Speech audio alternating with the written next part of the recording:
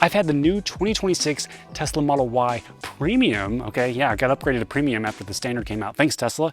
I've had this for 4 months now. If you watched my full review of this car, I'll leave a link to that, with the new hardware 4 cameras, full self-driving, the quiet, more comfortable interior. It is an amazing car, but like all things, nothing is perfect, and there are some things with this car that I've already had a service appointment in for. Early back in the day when the original Tesla Model 3s and Model Ys were coming out, there were a lot of imperfections in the build quality. And as someone who's taken delivery of multiple new Tesla vehicles, they've come a long way, but there's always room for improvement. So I'm gonna go over what is wrong with my new Tesla Model Y. Now, when I first got this car, one of the first things I noticed is that the trunk, when you open it, there's a clicking noise, and it only happens after the car's been sitting for a while, maybe like overnight, and the trunk hasn't been opened in a while. But once you open the trunk, and if you open it again right after, it doesn't make that sound. So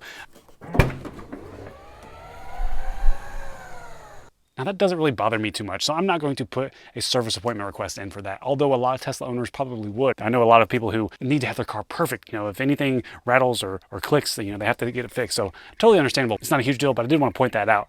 Now, there are other nitpicky things that, again, I'm not going to put a service appointment request in for, but if you're looking at the overhead liner towards the back here, the interior liner, there is a little bit of a misalignment. Now, I don't know if that's normal on these cars, but if you look at it, it does kind of stand out a little bit.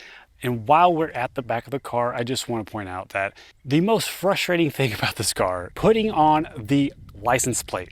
Literally, when I got the car, like, there were no holes for the screws. A frustrating task to put the screws, to drill the screws in the back of this car.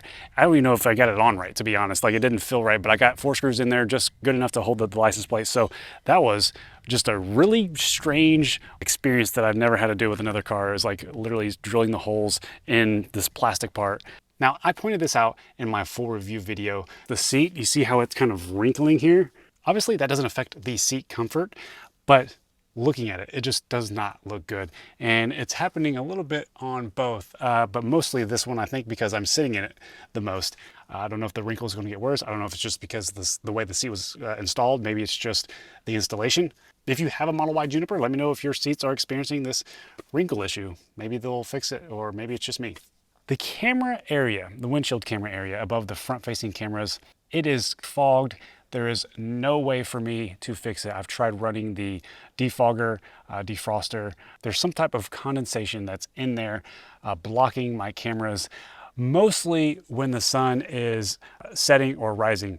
So if I'm driving directly into the sun in the morning or evening time, FSD is completely unusable. It will disengage anytime, and then also it won't even be available for me to engage. So I can't use autopilot, can't use full self-driving when the sun is shining down at an angle. And it only really started when the temperature started getting cooler. When I did my full review video, this wasn't even an issue until recently, when the temperature kind of dropped, and that's what caused it. And I have a service appointment in for it.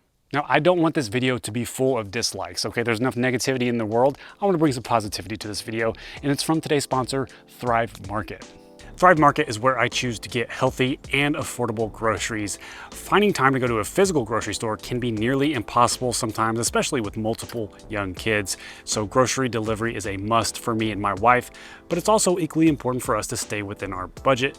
That's why Thrive Market is the perfect fit for our busy family of 4. It's an online membership-based grocery store that brings the highest quality food, supplements, and personal products delivered straight to our door. They offer the highest quality standards in the industry by restricting over 1,000 questionable ingredients from all of their products.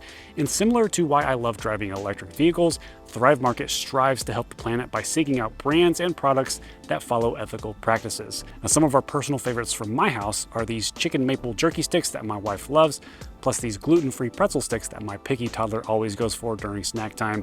And my youngest is obsessed with these organic freeze-dried strawberries for a good reason. It's also super easy to reorder the things we love the most with the Buy It Again section on their site. And with free shipping on all orders over $49 and no delivery fee or tipping, signing up for Thrive Market has been a game changer for us. Click the link in my description box or go to thrivemarket.com/AndySly to receive 30% off your first order and a free gift when you join Thrive Market today. Now, speaking of driving issues, this is another problem that I've just now kind of noticed, and it's when I turn the wheel all the way to the left. It's almost like a grinding noise coming from the tires or the suspension whenever I'm turning to the left. Something I kind of noticed doing 3-point turns.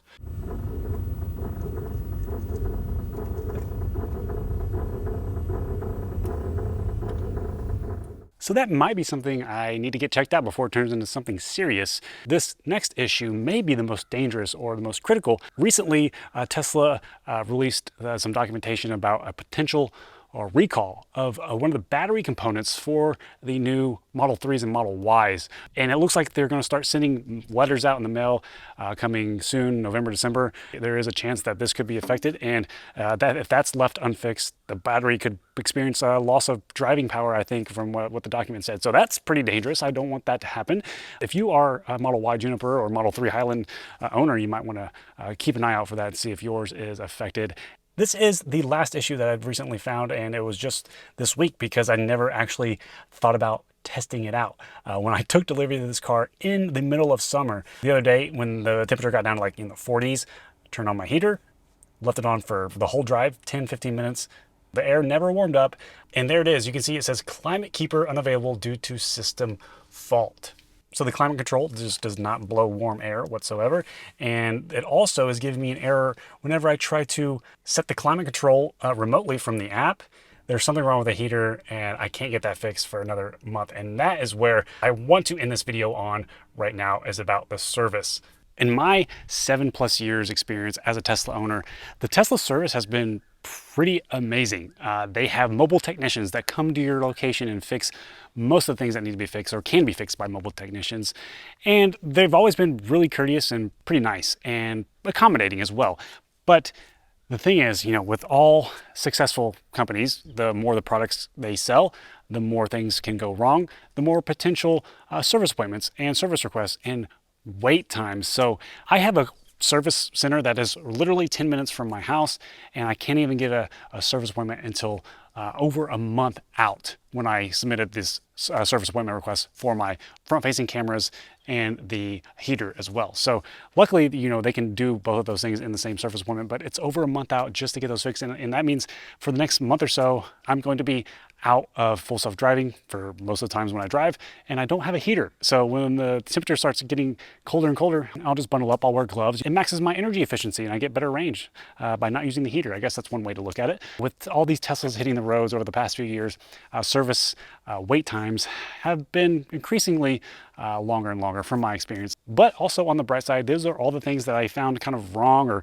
negative about my brand new Tesla Model Y Juniper after the first 4 months of ownership. So not that bad. It could be a lot worse. I had a little bit of an issue with my Model Y, my 2022 Model Y, when I took delivery of that with the battery whining issue. And that was a whole ordeal. And I'm glad I didn't have to worry about that this time around. This car, other than those things that I pointed out in this video, has been a fantastic car and I love it. Let me know if you have a Model Y Juniper and if you've had experiences with any negative things that have gone wrong or that you don't like about the car itself. So let me know, comments below. Thank you so much for watching. My name is Andy. I'll talk to you in the next one.